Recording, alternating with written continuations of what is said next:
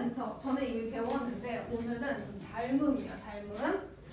합동과는 조금 다른 내용이겠죠. 그래서 거기 닮은 도형의 첫 번째 닮음의 뜻에 대해 나와 있어요. 우리가 수학에서 배우는 닮음이라는 것은 무엇인가 봤더니 한 도형을 일정한 비율로 축소하거나 확대하여서 다른 도형과 합동이 되면, 확대를 시켜서 어떤 도형을 일정한 비율로 축소하거나 확대해서 다른 도형과 합동이 되는 관계가 있어.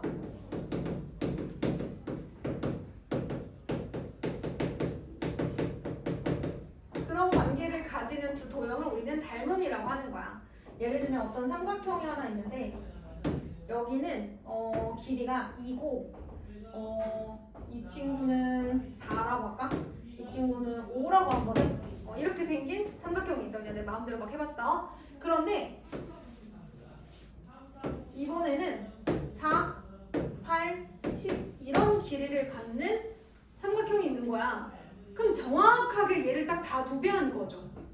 그쵸? 이런 경우에는 뭐가 될 수 있다? 닮음인 관계가 될 수 있다. 그리고 얘네를 몇 배로 확대하면? 2배로 확대하면 삼각형 DEF랑 합동이 되는 거잖아요. 이때 포개어지는, 확대했을 때 포개어지는 두 점의 관계를 대응점. 그 다음에 얘네들을 뭐라고 하겠어요? 대응편. 그리고 얘들을 뭐라고 하겠어? 대응각이라고 하겠지. 그리고 닮음이라고 말할 때 ABC라는 도형과 DEF라는 도형은 닮음이다 이렇게 S자가 누워있는 걸로 써요. 자, 그리고 제일 중요한 건 뭐냐면 닮음에서 제일 중요한 건 이 대응점 순서대로 써야 된다는 거야. 알겠어? 이 순서 중요해. 자, 그럼 어떨 때 닮음이 되느냐라는 건 좀 나중에 나올 거고요. 자, 거기 보니까 그럼 닮은 도형은 뭐냐? 닮음인 관계가 있는 두 도형이다. 당연한 얘기죠. 닮음인 기호는 어떻게 쓰냐? 지금 제가 보여드렸죠. 그런데 삼각형은 닮음은 아닐 수도 있죠. 사각형이 닮음일 수도 있어요. 그러면 사각형 ABCD랑 대응점이 EFGH다 그러면 얘네들이 닮음이에요. 이런 거 해주는 거예요. 그래서 이게 닮은 기호다. 쓸 때는 대응점 순서대로 써줘야 한다 라는 거 기억해 주시고요. 거기 이 기호는요, 시밀러라는 영어의 첫 글자 S를 뉘어서 쓴 거다. 이런 식으로 나와 있습니다. 자, 여러분 필수 문제 1번과 2번은 여러분들이 할게요. 확대하였을 때 포개어지는 점을 뭐라고 한다고? 확대하거나 축소해서 포개어지는 점을 뭐라고 한다고? 대응점. 포개어지는 편은 대응편. 이렇게 얘기하는 거야. 1-2번 한번 볼까? 항상 닮음인 걸 골라보래. 두 직사각형. 항상은 아니겠죠. 두 원은. 항상 닮음이죠. 디귿. 직각삼각형. 항상은 아니죠. 리을. 두 이등변 삼각형. 마찬가지. 자, 미음 두 마름모. 아니죠. 자, 두 정사면체. 정사면체는 모든 면이 합동인 다각형이기 때문에 얘는 되죠. 자, 그래서 우리 한번 적어볼 거야, 얘들아. 우리가 항상 닮음인 평면 도형에 대해서 한번 적어볼 거야. 이거 작년에 용신중학교 2학년 친구들 문제로 나왔는데 애들이 틀렸어. 시험 보면 100점 맞는 친구들이었는데 여기서 틀렸어. 이게 너무 쉬운 거라 이제 애들이 너무 초반에 나오는 거니까 좀 간과했어. 첫 번째, 방금 나왔듯이 모든 정다면체도 닮음입니다. 모든 정다면체도. 근데 우리는 지금 평면 도형만 할 거기 때문에 정다면체 얘기는 조금 나중에 하고, 또 중심각의 크기가 같은 두 부채꼴. 그냥 부채꼴은 안 돼요, 여러분. 중심각의 크기가 같아야 확대했을 때 포개어지죠. 자, 그 다음에 여러분 이등변 삼각형도 어떨 때는 항상 닮음이 될 수 있어요. 어떨 때 항상 닮음일까요? 생각해보세요, 여러분.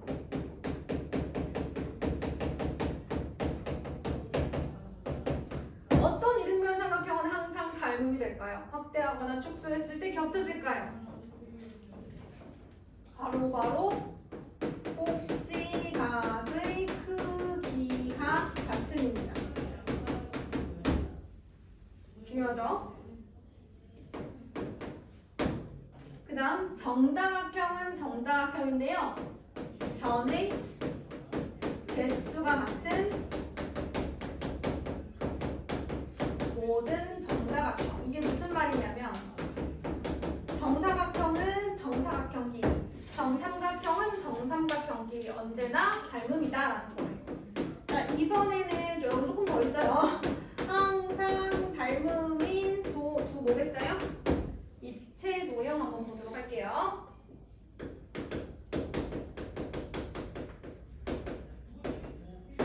첫 번째, 모든 원이 항상 닮음이듯이. 자, 두 번째, 면의 개수가 같은, 아까 잠깐 얘기했지만 면의 개수가 서로 같은 정사면체, 정사면체는 정사면체끼리, 정육면체는 정육면체끼리 모두 다 닮음이다. 그렇게 하셨으면 이제 오른쪽으로 넘어오시면 됩니다.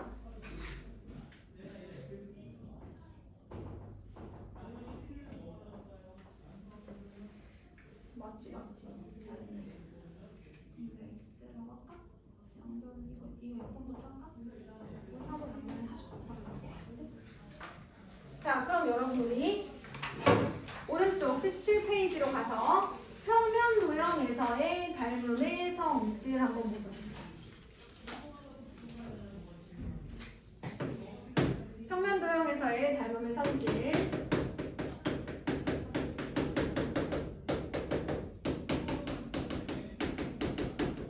첫 번째, 대응변의 길이의 비는 일정하다. 여러분 거기에다가 괄호하고 쓰세요. 닮음비예요. 닮음비라고 해요. 대응변의 길이의 비는 일정하다. 대응변의 길이의 비를 우리가 닮음비라고 한다고요. 근데 얘가 일정해요. 일정하니까 우리가 이거를 닮음비로 불러서 이제 사용을 하는 거예요. 자, 예를 들어서 아까 선생님이 이렇게 2, 4, 5 이렇게 해놓고 4, 8, 10 이렇게 했거든요. 그쵸? 자, 대응변의 길이의 비 몇 대면? 1대2, 1대2, 1대2 이렇게 일정하잖아요. 그걸 우리가 닮음비라고 하는 겁니다. 자, 두 번째, 대응각의 크기는 모두 같아요. 그쵸? 확대했을 때 같아지려면 대응하는 각의 크기가 서로 어때야 돼? 같아야 되겠죠. 자, 그것을 우리가 밑에 보니까 닮은 도형에서 대응변의 길이의 비를 두 도형의 닮음비라고 한다라고 선생님이 미리 얘기를 해버렸어요. 자, 이때 닮음비는 가장 간단한 자연수의 비로 나타낸다. 닮음비가 1대1인 두 도형은 합동이다. 이런 식으로 나와 있습니다, 여러분. 자, 개념 확인 한번 해볼까요? A, B의 대응변은 누구다? D이다. 그 다음에 A, B 대 D는 2대 4. 그러면 1대 2니까 닮음비는 몇 대 몇이다? 1대 2다. 이렇게 볼 수 있습니다. 자, 이거는요, 닮음이라고 미리 줬잖아요. 문제에서 봐봐요. 개념 확인 보세요. 두 도형이 닮음일 때라고 조건을 제시를 했죠? 그러니까 닮음이라는 걸 아는 상태에서 대응변을 찾아서 길이의 비 보는 거예요. 자, 이제 78페이지 갑니다. 입체 도형끼리도 닮은 도형이 있대요. 그럴 수 있죠? 그쵸? 여러분 정육면체 봐봐요. 다 몇 배 확대하면 또 다른 정육면체가 되는 거잖아. 그치? 그러니까 입체 도형도 닮음이 있어요. 자, 첫 번째 읽어볼게요. 서로 닮은 두 입체 도형에서 대응하는 모서리의 길이의 비는 일정하다. 그렇겠죠? 여러분? 귀찮지만 그래도 한번 다 아는 얘기, 다 뻔한 얘기지만 그래도 한번 짚고 넘어가 볼게요. 그만 짚고 넘어갔으면 좋겠는데, 그치? 4, 3, 여기 4라고 해볼게. 여기가 8, 6, 8이라고 해볼게. 그치 얘들아?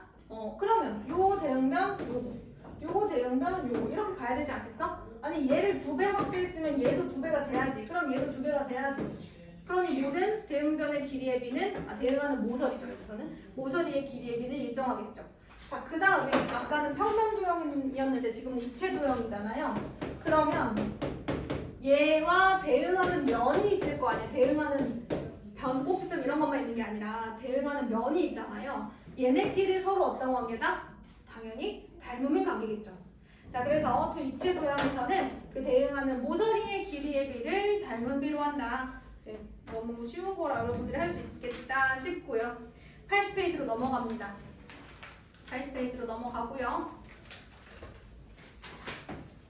자, 서로 닮은 두 평면 도형에서의 비 이런 게 나와 있어요. 자, 평면 도형의 닮은 비가 뭐라고 나와 있어요? m 대 n인 닮은 비를 갖고 있다고 합니다.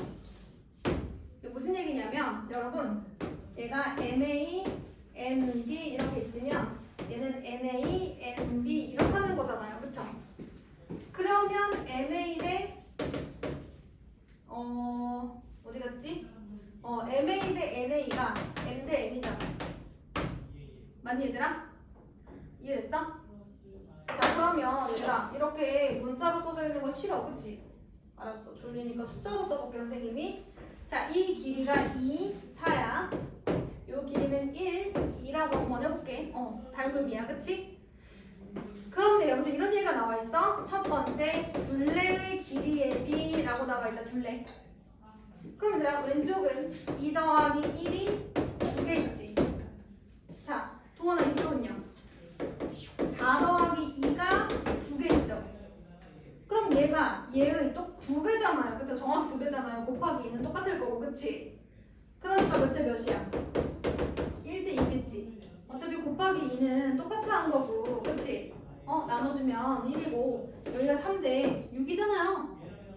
다 2배씩 한 거니까 이거 2배하고 이것도 2배하고 하니까 당연히 2배겠지. 자 그래서 둘레의 길이의 비가 1대 2야. 그런데 얘들아 닮은 비도 몇 대 몇이었어? 그렇지. 그러니까 둘레의 길이의 비는 닮은 비랑 똑같은 거야. 어차피 둘레 길이의 비니까. 자 그런데 이번에는 넓이 비랑 넓이. 자 봐봐. 얘는 2 곱하기 1이야. 근데 얘는 4 곱하기 2지. 몇 배야? 얘들아 진짜 이렇게 오랜만에 제대로 수업해보는데 이렇게 졸려할 거야? 아 오늘 이유가 있죠? 재밌는 거 하고 왔죠? 힘들죠? 어떻게 이렇게 열심히 그 축제도 하고 학원도 안 빠지고 와 선생님 오늘 수업을 나가다니 그치? 근데 수업을 안 하면 내가 뭘 해야 되는지 잘 모르겠습니다. 수업 안 하면 뭐 할 수 있니? 없잖아 그치? 일단 조금만 해볼게. 조금만? 많이 안 하고? 그러게 너무 수고했다 우리 애들. 진짜 훌륭해. 너무 훌륭해 얘들아. 여원이는 갔니? 다행이네. 오늘 단합이 많더라. 근데 진솔이네 반도 같이 단합한다고 그랬다는데? 아무튼 그랬대. 아무튼 얘들아 너네들 너무 졸렸지? 이해해. 잠깐 자 여러분 여기 2 곱하기 1이고 4 곱하기 2예요. 근데 지금 보면 가로도 2배, 세로도 2배잖아요. 그럼 보세요 얘가 지금 2대 8이거든요. 몇 대 몇이야? 1대 4. 뭐야 둘레의 길이는 닮은 비랑 똑같이 1대 2였는데 넓이비는 1대 4네. 그럴 수밖에 없겠지. 가로도 2배 했고 세로도 2배 했는데 그치?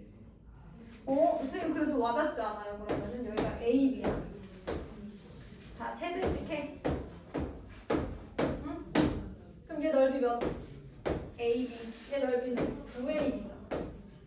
그러니까 너네들은 한 번씩만 세배를 했다고 생각하지만 결국 곱할 때는 그 3을 곱해야 되기 때문에 이렇게 되는 거야. 길이의 비가 1대 3이었더니 넓이의 비가 몇 대 몇이 됐어요?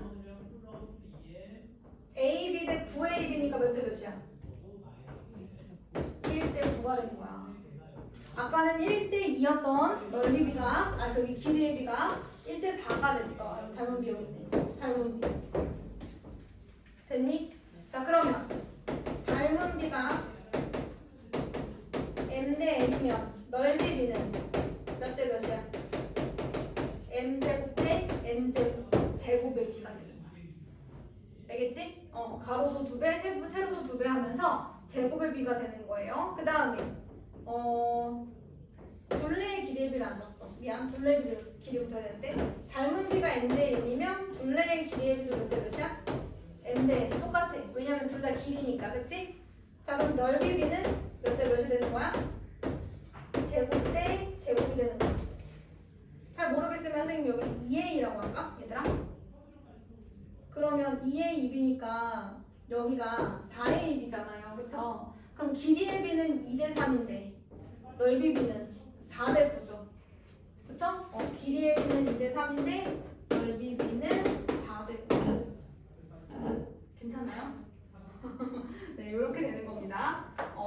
가로 세로를 곱하게 되니까 넓이 B는 닮은 B의 제곱의 B와 같다. 이걸 가지고 우리가 문제를 굉장히 많이 풀어야 돼요. 자, 밑에 필수 문제 4번 갑니다. 자, 1번은 도원이가 대답해주세요. A, B, C와 D, E, F의 닮은 B 몇 대면? 그렇죠. 2번 윤석이가 A, B, C의 둘레의 길이가 16일 때 D, E, F의 둘레의 길이는? 그렇죠. 그러면 하윤아 A, B, C가 6제곱센티미터야. D, E, F는? 닮은 B가 1대2 그러면 넓이 B는 제곱의 B. 그 중에 하나가 6이니까 나머지는 누구여야 돼? 24여야 되겠지, 그치? 얘가 6이면 여기는 24가 들어가야 되겠어요. 그래서 DEF의 넓이는 24제곱센티미터이다. 이렇게 해주시면 되겠습니다. 자, 그 다음에 4-2번은 안 쓰셔도 되는데 한번 봐봐요. 반지름의 길이가 3대4예요. 자, 그러면 넓이 B는 9대16이죠. 그때 원 O'의 넓이가 48파이면 원 O의 넓이는 얼마? X로 놓고 풀면 되는 거죠. 이해됐나요? 비례식을 사용하시면 됩니다. 자, 이번에는 81페이지 보세요. 81페이지. 자, 서로 닮은 두 입체 도형의 닮은 B가 M 대 N이라고 나왔어요. 제가 그림을 그리는 게 더 그렇게 와닿지 않으실 것 같아서 일단 거기를 봅시다. 자, 지금 보니까 MA, MB 안 그릴 수가 없네.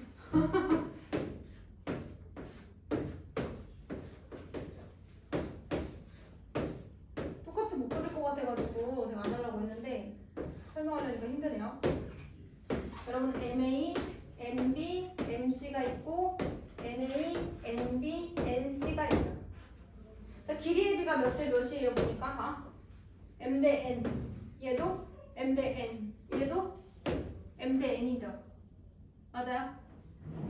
그러면 얘들아 만약에 건널비를 구하라 그러면 어떻게 되겠니? 건널비? 건널비 어떻게 될까 얘들아? 얘들아 사실 직육면체의 건널비는 한 꼭지점에서 만나는 세 개의 면의 넓이의 합의 2배잖아요. 그쵸? 자, 그러면 m제곱 AB와 m제곱 BC, m제곱 AB와 그 다음에 m제곱 BC, 그 다음에 m제곱 AC 이렇게 건널비를 구할 수 있다. 왼쪽으로. 자, 왼쪽 친구의 건널비 m제곱 AB, m제곱 BC, m제곱 AC 이렇게. 자, 오른쪽 친구 보자. 오른쪽 친구 건널비 보자. 건널비. 자, 이 두 개 곱해야 되는 거죠. n제곱 AB 모두 다 m 대 n이니까 n제곱 BC, n제곱 AC. 그럼 봐봐요. 얘 m제곱으로 다 묶이죠. AB, BC, CA 졸리죠. n제곱에 AB, BC, CA 그럼 다 똑같으니까 몇 대 몇이야? m제곱 대 n제곱이죠. 아무래도 넓이 B니까 아까처럼 제곱의 B지 않겠어? 그렇게 연상이 가능하지? 닮은 B가 m 대 n이야? 그러면 건널비의 B는 넓이니까 m제곱 대 n제곱이야. 자, 이게 첫 번째 나와 있는 내용이고요. 거기 나와 있어요. 건널비의 B, 부피의 B 다 나와 있어요. 안 나와 있어야지 너네 보고 쓰라고 할 텐데 나와 있어. 없어서. 자, 그럼 이번에는 부피 B 한번 해볼게요. 저 왼쪽 친구 부피 B M 세제곱 ABC. 오른쪽 친구의 부피는 누굴까? 도원아? 그렇지. 이 와중에 또 너무 잘하고 있다. 자, M 세제곱 대 N 세제곱. 뭐야? 닮은 B가 M 대 N이었더니만 부피 B는 세제곱의 B야. 당연하지. 길이 3개 곱한 거잖아. 가로, 세로, 높이. 그치? 그러니까 당연한 결과긴 해요. 자, 그러면 문제를 한번 풀어볼까요? 필수 문제 5번. 여러분, 밑면에 한 변의 길이가 3cm, 4cm인 정삼각형이니까 첫 번째, 닮은 B 윤서가 몇 대 몇? 3대 4. 자, 그러면 건널비 B는 몇 대 몇이야? 건널비의 B는 하연아? 그렇죠. 9대16이고요. 그 중에 A의 건널비는 모르는데 B가 30이다. 그러면 A 이렇게 비례식으로 찾아주시고요. 세 번째 삼각기둥 A의 부피가 81이래.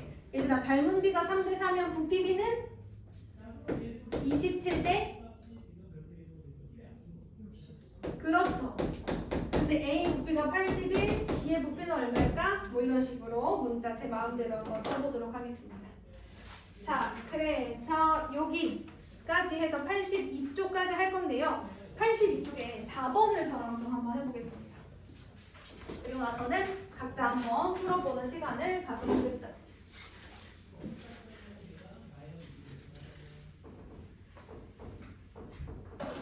4번입니다. 82페이지.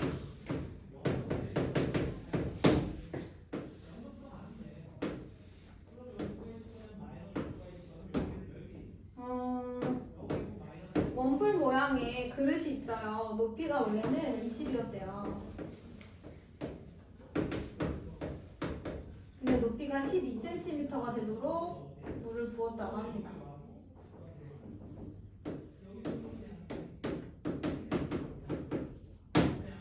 자, 그랬을 때 다음을 구해주세요 이렇게 얘기했어. 물의 부피와 전체 그릇의 부피비를 구해달래요. 근데 여러분 지금 이게 물이 있는 게 그려져 있긴 하지만 어쨌든 이 물이 그려져 있는 부분의 원뿔과 그릇 모양의 원뿔이 무슨 사이? 닮은 입체 도형이죠. 닮은 도형 사이죠. 그쵸? 이 물 부분하고 이 큰 원기, 저기 원뿔하고 여기 그릇 모양하고 닮은 도형이라고요. 그쵸? 맞아요? 그렇지 않을까요? 이거 닮음 아닌가요? 여기 솔직히 이렇게 같지 않을까요, 얘들아? 이 각은 똑같이 갖고 있을 거고 직각도 똑같이 갖고 있으니까 나머지 합도 같을 거 아니야, 그치? 확대하거나 축소했을 때 합동이 되겠죠? 그래서 닮은 비가 몇 대 몇인 거야, 얘들아? 두 원뿔이 닮음이라면 높이의 비가 닮은 비가 될 수 있겠죠? 3대 5가 되겠습니다. 닮은 비는 가장 간단한 자연수를 나타내는 게 좋아요. 나타내야 해요. 닮은 비라고 쓸 거면. 자, 그런데 지금 이건 닮은 비고요. 우리는 뭘 찾아야 돼? 부피비를 찾아야 돼. 부피비 얼마? 27대 125가 되겠다. 두 번째, 그릇에 들어있는 물의 부피가 54 세제곱센티미터일 때 물을 가득 채우려면 얼마나 더 부어야 되냐고 물어봤어요. 여러분 이게 물이고 얘가 그릇이잖아요. 맞아요? 그러면 27대 125는 54대 x를 하게 되면 윤서가 x가 의미하는 게 뭘까요? 하윤이는 x가 의미하는 게 뭐라고 생각하니? 그릇의 부피 아닐까? 도어는 하지만 우리가 구해야 하는 것은 무엇이니? 채워야 하는 물의 양.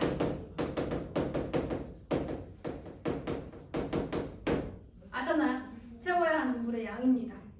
자, 그러면 27대 125는 54대 x니까 요거 2배니까 얘도 2배여야 될 거 아니야, 그치? 그러면 물의 부피는, 그릇 전체 부피는 250이에요. 있던가요? 그런 얘기 없네요. 세제곱센티미터예요. 250 세제곱센티미터예요. 자, 그런데 우리는 뭘 빼야 돼? 물의 부피를 빼야지. 물이 차여져 있잖아, 그치? 얼마나 더 채워야 되냐는 건 이 차이를 말하는 거니까 250에서 54를 빼야 된다. 여기까지 되셨어요? 근데 여러분, 저는 물 대 그릇 전체의 비로 구했잖아요. 자, 그런데 아예 애초부터 물 대 나머지로도 구할 수 있어요. 어떻게 그게 되냐면 여러분 27대 125라고 했죠? 그러면 물의 양을 만약에 27V라고 한다면 그릇 전 27K라고 할게요. 그릇 전체는 125K라고 할 수 있죠. 그럼 물을 제외하고 남은 부분은요? 왜냐면 똑같은 문자를 곱해야지 나눠서 27대 125가 또 될 거 아니야. 그치 얘들아? 집중해? 하고 있어? 이거 왜 27K 125K라고 하는지 알겠어? 그래야지 K로 똑같이 나누면 다시 27대 125가 되는 거야. 자, 그럼 남은 부분은 125K 빼기 27K야. 얼마니? 98 아닐까? 그지? 그러면 처음부터 27대 125가 아니라 27K 대 98K, 즉 27대 98은 54대 x라고 해도 된다는 거야. 처음부터 내가 이 부분에다가 그릇 전체의 부피가 아니라 남은 부분의 부피를 써도 된다는 거지. 이해됐죠? 어떤 게 더 좋아 얘들아? 1번이 좋아? 아니면 채워야 하는 물의 양 요거를 구하는 게 좋아? 나는 1번이 좋아요. 2번이 좋아요. 그렇군요.